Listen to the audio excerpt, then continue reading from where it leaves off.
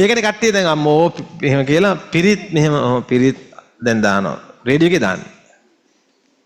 පිරිත් දානවා. දාන වෙලාවෙ ඉන්නවා මෙහෙම.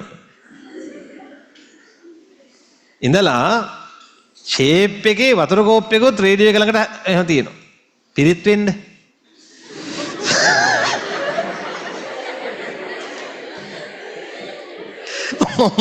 මේ දැන් තියෙන විකාර නම් හරිද? ඊට පස්සේ හිමීට යන්නේ ලයිට් එක ඕෆ් කරන්න. ඩිස්ටර්බ් වුණොත් එලා ඕෆ් කරලා උත්තට නිදා ගන්නවා.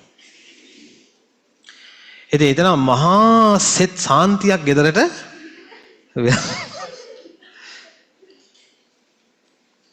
පිරිතක බල පිහිටන්න පිරිත ගැන පැහැදීම තියෙන්න ඕන. කෙලස් තවන වීරියක් තියෙන්න ඕන. තමන්ගේ තියෙන්න ඕන මේ ගැන මේ මට මේක කරගන්න ඕමනයි කියලා පොඩි වීරියක්. 3 කර්ම දෝෂ නැති වෙන්න ඕන. ඒ 3 කොහෙවත් කියලා නෑ රේඩියෝ එක හොඳට වැඩ කරන්න ඕනේ කියලා. පිරිතේ බල පිහිටන්නේ මේ කරුණු 3 තෘප්ත වුණොත් විතරයි. නැත්තම් බල පිහිටන්නේ නෑ. දැන් සමහර කට්ටිය දැන් ඔය කන්ද පිරිත කියලා ගත්ත වෙනවා. අහලා තියෙනවද? කන්ද පරිත්තං කියලා තියෙනවා. කන්ද පිරිත තියෙන්නේ මේ කලන්දක නිවාපේ ඊටපු ස්වාමීන් වහන්සේ නමකට සර්පෙක් දෂ්ට කරලා අපවත් වෙලා. ඉතින් භාග්‍යතුන් වහන්සේ මේ ඉන්න ස්වාමීන් වහන්සේලාට මේ සත්තුන්ගෙන් ආරක්ෂා වෙන්න සත්වයින්ට මේ පැතිරීම පිණිස පිරිතක් වදාලා ආරක්ෂක පිරිතක්. අනේද විරූපක්කේහි මේ මෙත්තං ඒරාපතේහි මේ කියලා ඔන්න පිරිත් පොතේ තියෙනවා. මේ පිරිත කියද්දී සාමාන්‍යයෙන් ඔය කරුණු 3න් යුතු පුද්ගලයෙක්. දැන් මේ කරුණු 3 තියෙනවා. මේ නිකන් මේ ගිහිල්ලා කසිප්පු බීලා ඇවිල්ලා ගෙදරට ගේ ඇතුලේ මේ මාපිලෙක් ඉන්නවා දැකලා කසිප්පු කටෙන්ම මේක කී ඉන්නවා. එහෙම නෙමෙයි මේ කියන්නේ. ඊළඟට දැන් ඔන්න මේක අහලා අපේ පන්තියේ ළමයෙක් මෙහෙම කියනවා. බලමු මේක හරිද බලමු. බලමුකෝ එන්නකෝ. අද කිව්වා මේ කන්ද පිරිත කියලා එකක් බලමු කියලා. බලමු කියන වචනය තුන තියෙන පැහැදීමද අපැහැදීමද? පැහැදීමක් නෙන්නේ. ටෙස්ට් කරන්න පිරිත් කිව්වට ප්‍රතිඵල නැහැ. එහෙනම් පැහැදීම තියෙන පුද්ගලයෙක් මේක කිව්වොත් ඔයාලා දන්නවද? ඒක කියලා පිරිත් පැන් ටික ඉහිද්දී කිසිම සර්පෙක් ඒ තැන් වල ඉන්නේ නැහැ. තේරුණාද? ඔකේ අහිවිජ්ජිකා සතපදී උන්නානාභී සරබු මෝසික මීයන්ට පවා තියෙනවා.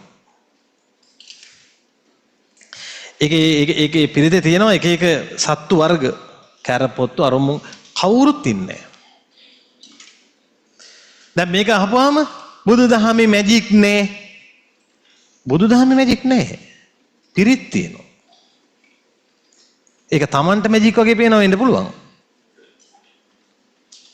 ඒ නිසා මේ කරන දේ හරියට කරන්න. නැත්තම් වෙන එකක් කරන්න. දැන් ආච්චි අම්මලා ගිහිල්ලා මේ සිල් ගන්නකොට ගිහිල්ලා ආච්චි අම්මලා නෙමෙයි මේ තරුණ කට්ටියත් එහෙමයි සමහර වෙලාවට සිල් ගන්න වගේ ගිහිල්ලා අර කණුවක් හොයාගෙන නිදා ගන්නවනේ. බණ කියද්දි නිදා ගන්නකොට පව් රැස් වෙනවා. ඊට වඩා හොඳයි බණ අහන්න යන්නේ නැතිනම්. දන්නවද? කවදාකවත් ගෙවල් වල පිරිත් දාලා එතෙන්ට වෙලා ගොර ඇද නිදාගන්නේ. ඊට වඩා හොඳයි පිරිත් නොදා නිදාගන්න එක. මතක තියාගන්න මේ රට පිරිහෙන්නේ වෙන එකකින් නෙමෙයි. දැන් සුද්දන්ට මේ ප්‍රශ්න නැහැනේ. උන්ට පිරිත් නැහැනේ. උන්ට අවුලන්නේ. උන් පිරිහෙන කර්ම කරන්නේ. අපේ උන් දොඹෙන් ගින් තියෙන්නේ. හොම්බෙන් යමින් ඉන්නවා මේ ටිකේ. තව ටික කාලෙකින්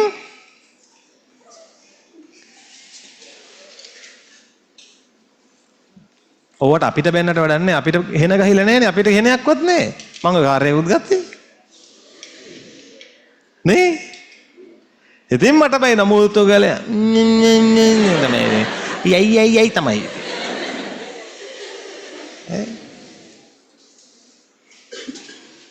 හරි. ඔක තමයි කතාව. එහෙම මේ ඒවා දැනගන්න. කරන දේවල් හරියට ගන්න නැත්තම් නිකන් ඉන්න ඕන. දැන් මේ සමහර අය දාන දෙන්නේ. දාන දීලා හිතනවා මේම. අපරාධේ හැබැයි මේ හාමුදුරුවෝ 20ක් කීවි. 20 වැඩි වුණානේ. ඊළඟ පාර 10 කරන්න ඕන. දීලා පසුතැවෙනව නේද? විපාකයේ තමයි Tamanට හොඳට ධනෙ ලැබෙනවා. පාවිච්චි කරන්න හිතෙන්නේ නැහැ. එහෙම උන් දැකලා නැද්ද? උතුරන්ඩ සල්ලි තියෙනවා. ඉන්නේ භාගයට හෙළුවෙන් ගෙදර.